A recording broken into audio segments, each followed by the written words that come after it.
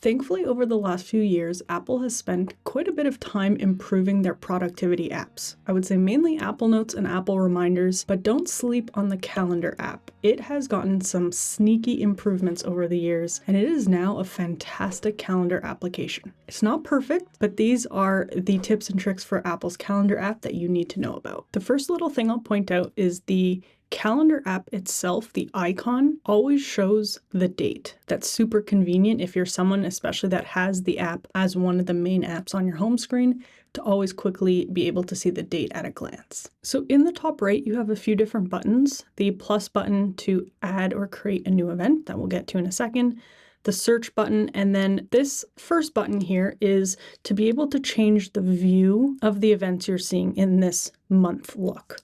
So I have it currently on details, so it's zoomed in a little bit that I can actually see some of the details of the events on my schedule. But I can switch it to compact, which will just change it to basically dots or these lines if you have multiple events scheduled on a certain day. You then have stacked, which expands it a little bit, so it shows you basically a bigger line. And then the last option is the list option, and I do actually sometimes like this. What it does is it puts the month at the top and then any of the events on that day below. So for example, if I click on the 27th, I actually see a breakdown of everything I have scheduled for that day, even with the times on the right-hand side. Instead of having to click between the different views, you can actually use a pinching method on your iPhone. So if I just were to pinch, I can basically go between the different views, expand until I get as much detail as it'll let me see. In the top left, you can also click to get to your year view, and you can scroll to get to previous or future years, hit the today button to get back to where we are today, and then click in to get into that month. Then to get into the day view, you can just click on the day itself, and you'll see the different days of the week up here. You can swipe as well to go ahead weeks, and you do still have a view button up here. So if you wanted to go to a multi-day view, you can do that, or even a list view.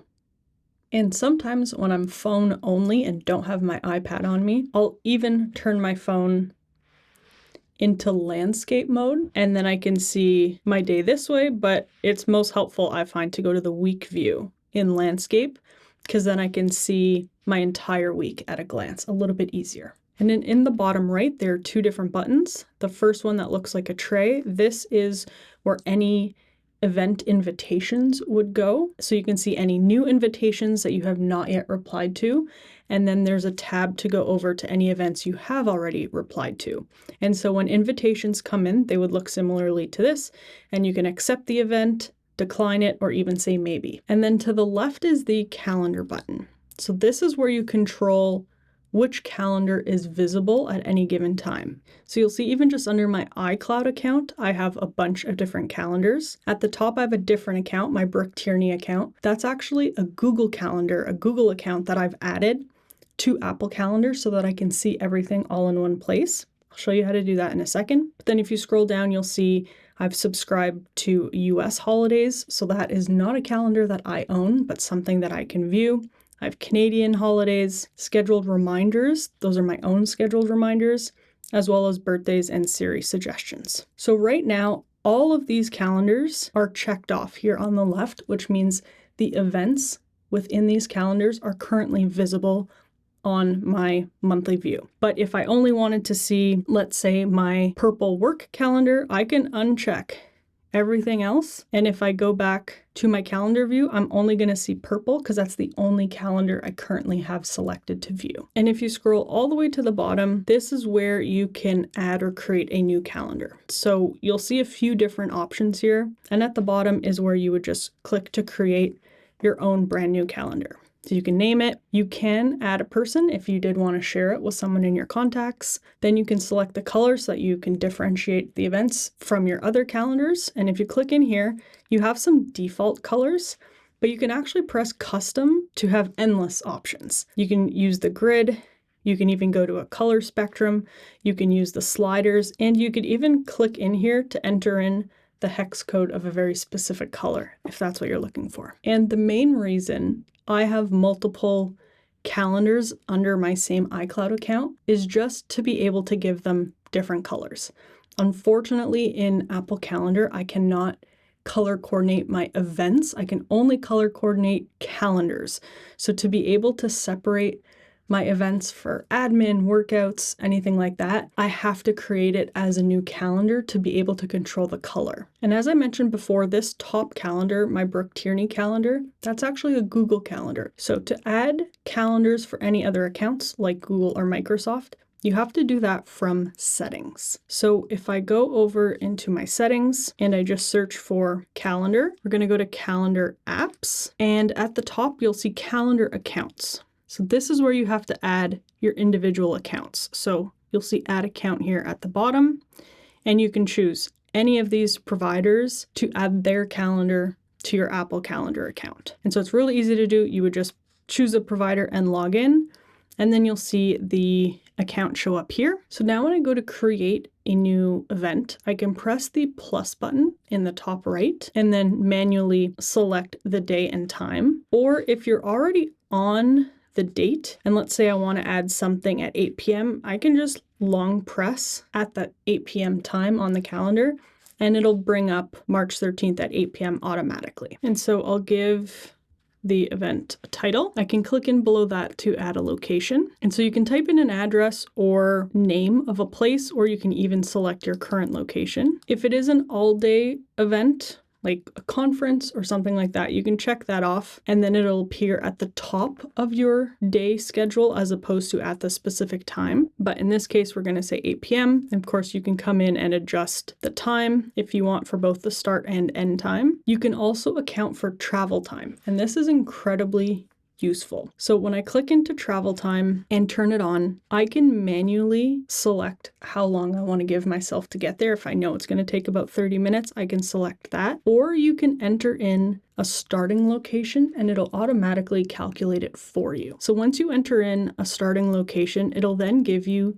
the approximate times based on different modes of transportation. So let's say I want to walk. It's going to take me about 25 minutes. I'll select that, go back. So now it's going to allot for 25 minutes of travel time. And then if I just skip ahead for a second down to alerts, this is super helpful because then when I go to set an alert, I can set one for at the time to leave, or if I need to give myself a bit of a buffer, which I usually do, I like to do 15 minutes before my travel time, and then sometimes a second alert at the time to leave. So then these alerts will actually adjust based on how long it's going to take me to get there. Then you also have the option to make this a repeating event, and you can get pretty specific here. So you have some standard options, but then if you hit custom, you can actually change the frequency if you want it to be like every 3 days or something like that. You can really nail this down quite a bit, which is nice. You can then also select which calendar this event is added to. So because I have so many calendars, when I click in here, I can pick and choose, you know what, this meeting is part of work. I'm going to switch it to my work calendar. If I needed to invite someone, I can click in here and add their phone number, their email, or press the plus button to add from my contacts. And then if I were to send off the invite, it'll show me who I've invited and that there's no response. I'll see under invitees the green check mark that the person I invited has accepted. You can also add attachments to an event. So if there's a PDF or a document for meeting notes that you want to add, you can click in to search your files. You can also add a URL and any just additional notes that you want to add for context. And something that's really helpful if I needed to reschedule this event, let's say instead of starting at 8 p.m., it's actually going to start at 7. I can always click in and then hit edit to manually change the date and time, but I can actually just hold on the event and drag it up to reschedule. And because this event though is a repeating event, it'll ask me if I want to reschedule this singular one or all of them. So for this, I'll just say this event only. And then now the meeting starts at 7 p.m. And if you are in, let's say, a multi-day view, I can also hold on and drag it over to the next day, say this event only. And now instead of the meeting being on the 13th, it'll be on the 14th.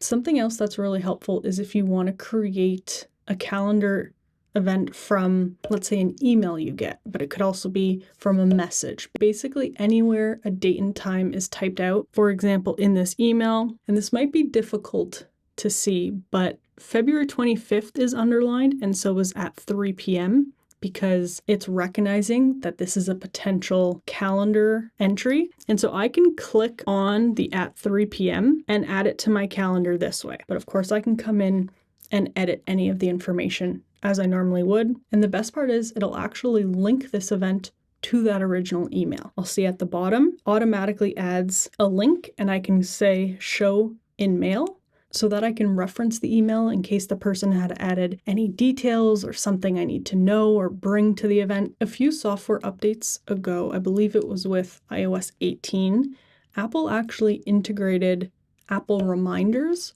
with Apple Calendar. You'll see in my calendar there's a few different things with a circle that I can check off. These are actually reminders that I've created, but given a specific date and time too. So now they show up at that date and time in my calendar along with the events. And so sometimes they overlap.